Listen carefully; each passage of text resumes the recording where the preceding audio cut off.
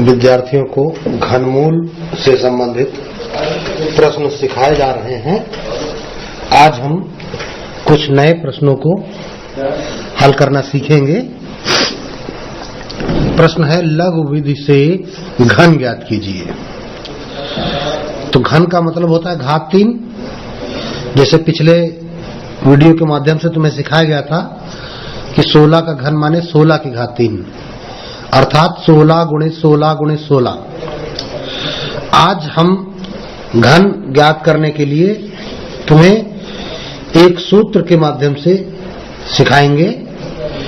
और सूत्र का माध्यम क्या होता है, देखिए, अगर x प्लस वाई का होल क्यूब, ये दो पदों का घन है, तो सूत्र होता है a cube x cube plus b cube y cube plus 3ab 3xy of x plus Y.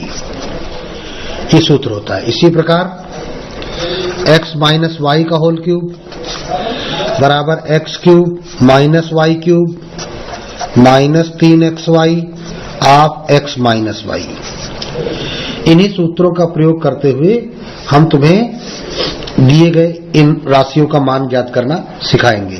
जैसे फर्स्ट में दिया गया है 16 का क्यूब, 16 का घन निकालना है तो 16 क्यूब, तो 16 को हम क्या कह सकते हैं, 10 प्लस 6 का होल क्यूब।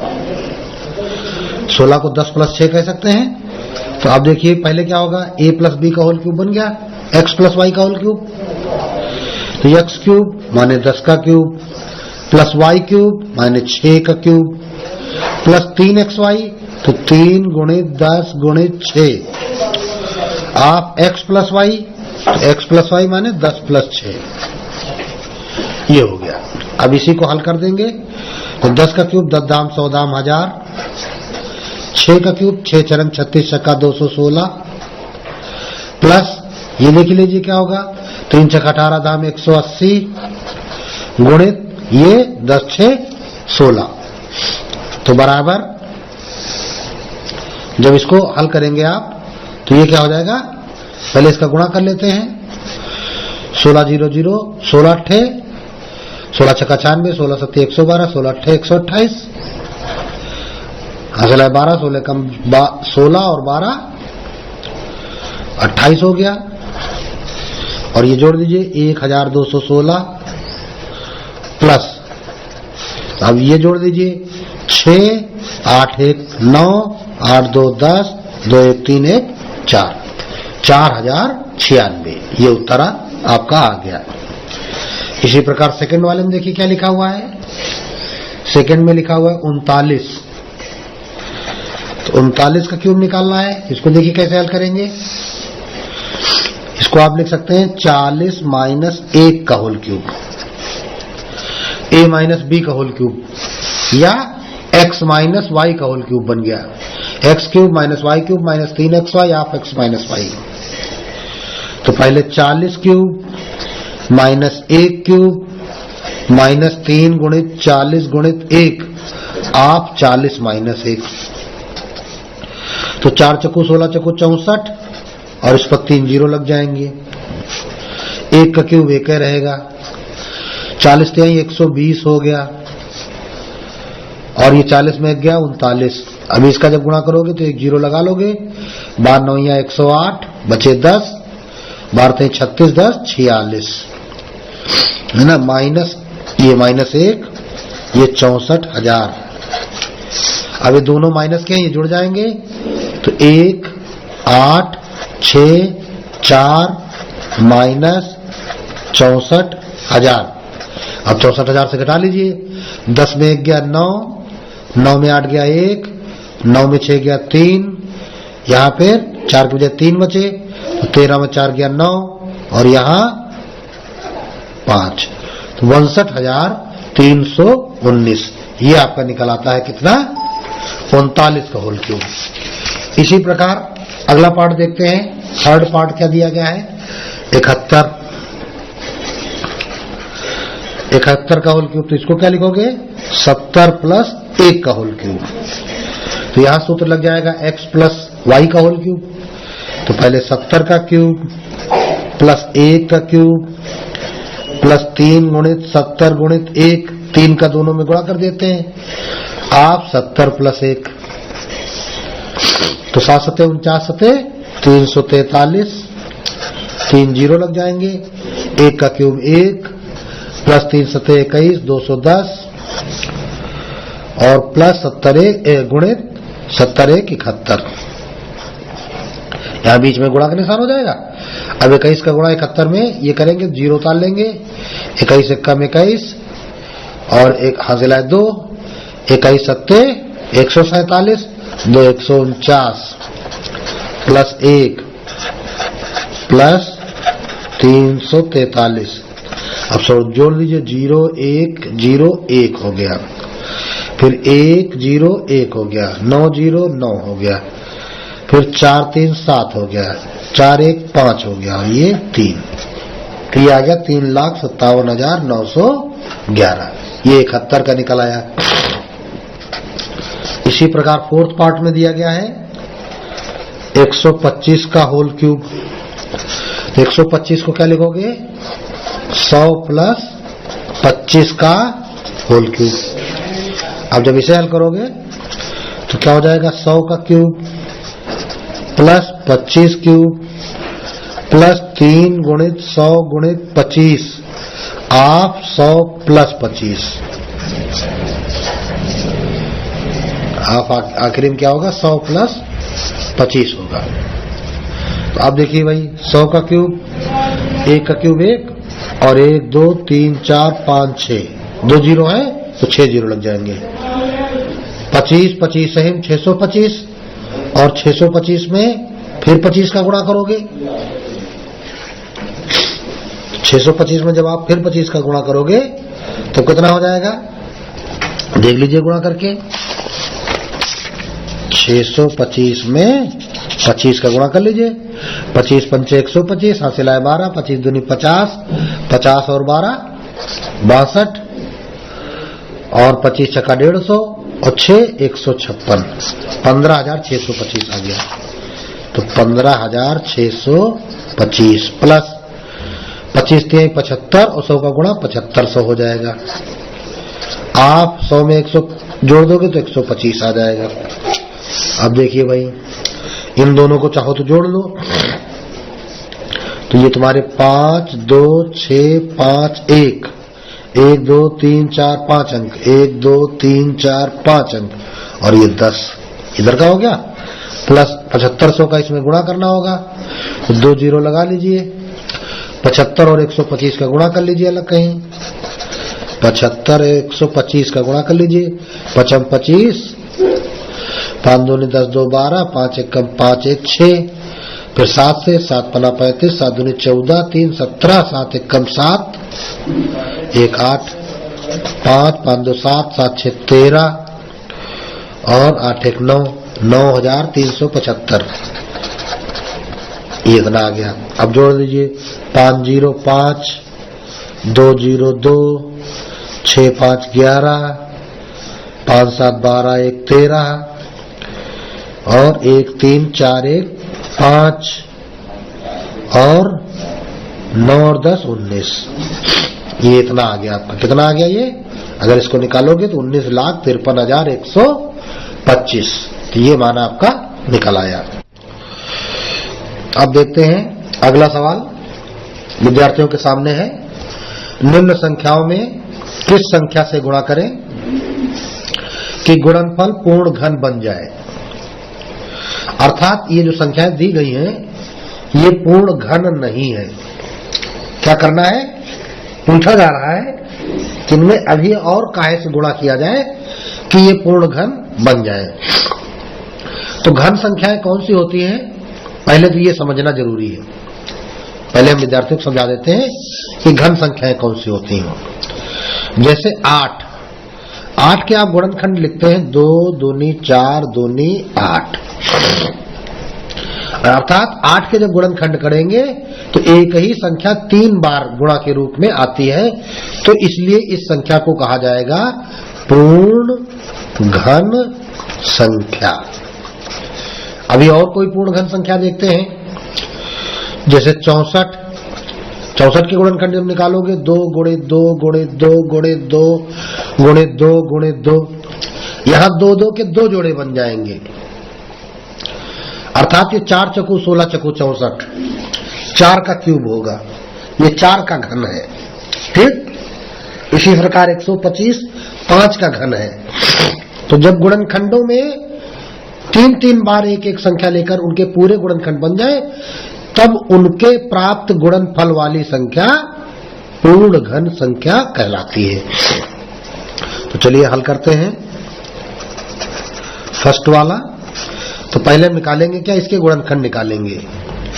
11,979 बराबर, तो गुणनखंड निकालने के लिए वही काम करेंगे। 11,979 है। चलिए देखते हैं इसमें काहे का 3 का भाग जाएगा कि नहीं जाएगा। तो 3 से विभाज्यता का नियम तुमको सिखाया गया है, सभी अंक जोड़ दीजिए। 9 7 16 9 25 और 1 26 1 27, 3 का भाग चला जाएगा। तो 3 त्रिकोण 9, 2 बचा 29, 3 9 27, फिर 2 बचा 3 9 27, 3 त्रिकोण 9, फिर 3 से आचे हैं तो 3 1 कम 3, 3 त्रिकोण 9, 3 त्रिकोण 9, 3 1 कम 3। अब 1331 में तो तुम जानते हो 11 का भाग चला जाएगा, 11 कम 11, 11 दूनी 22, 11 कम 11, फिर 11 का चला जाएगा, 11 कम 11, 11 कम 11, फिर 11 का चला जाएगा, 11 कम 11।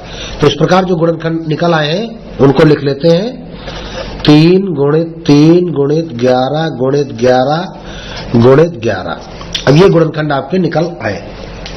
तो यहां पे अगर आप ध्यान दें तो 11 का तो समूह बन रहा है घन के रूप में, लेकिन 3 का घन नहीं बन रहा है।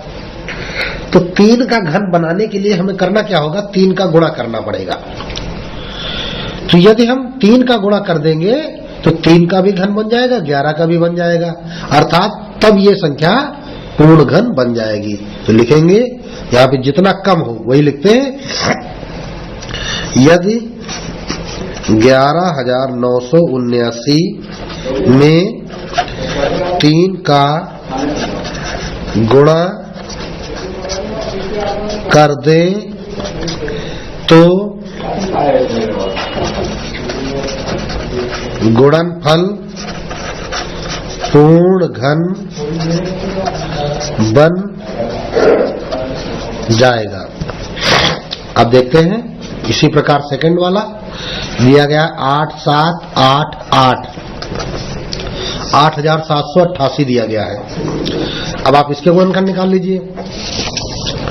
8,788 के तो 2 चौको 8, 2 तिहाई 6, 2 9 18, 2 चौको 8, फिर 2 दूनी 4, 2 1 कम 2, 2 9 18, 2 7 14। अब तो 2 का जाएगा नहीं, अब इसमें देखो काहे का जाएगा। 9 7 16, 16 1 17, 17 2 19। इसका मतलब इसमें अब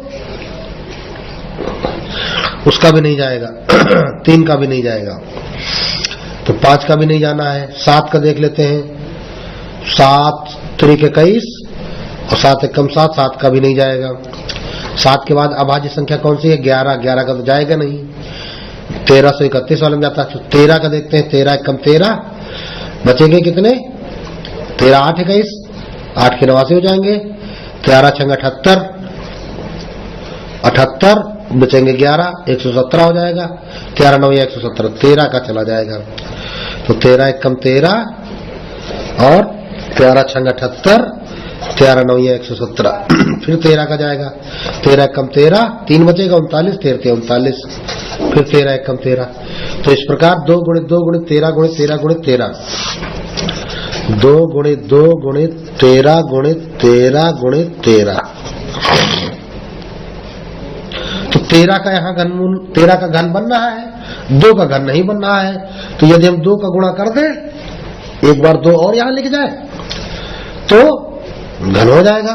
तो लिखेंगे का, अतः यदि 8,788 में 2 का गुणा करें तो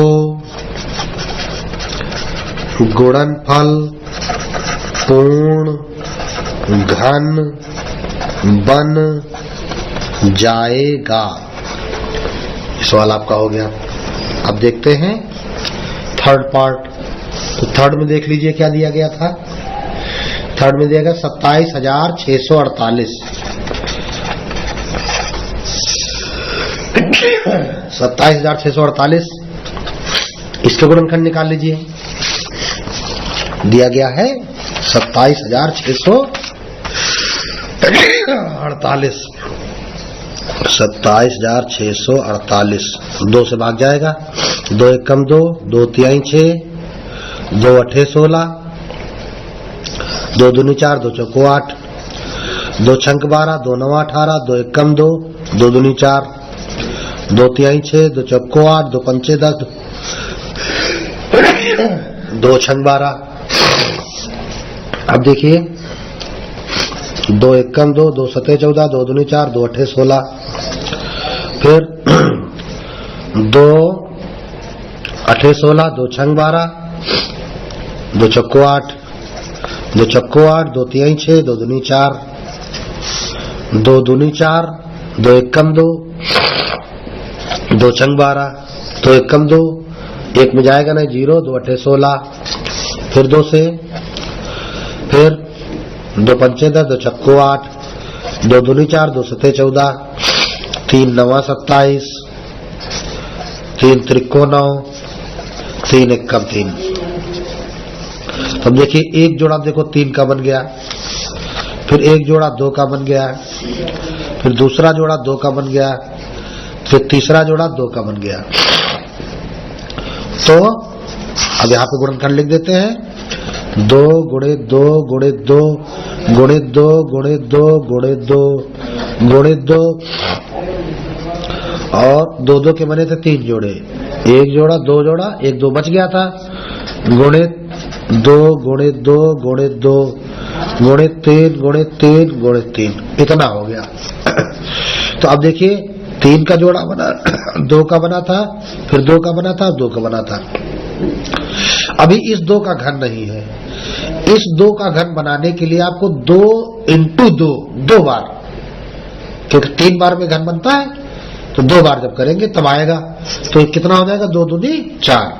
तो अतः यदि 27,648 में 4 का गुणा कर दे तो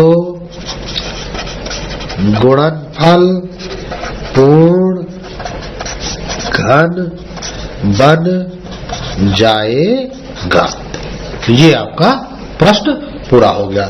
जब कभी आपको निकालना हो कि काहे से गुणा करें कि गुणनफल पूर्ण घन बन जाए, तो सीधे सीधे एक ही काम करना होता है, गुणनखंड निकालिए और देखिए कि कौन सा घन नहीं बन पा रहा है।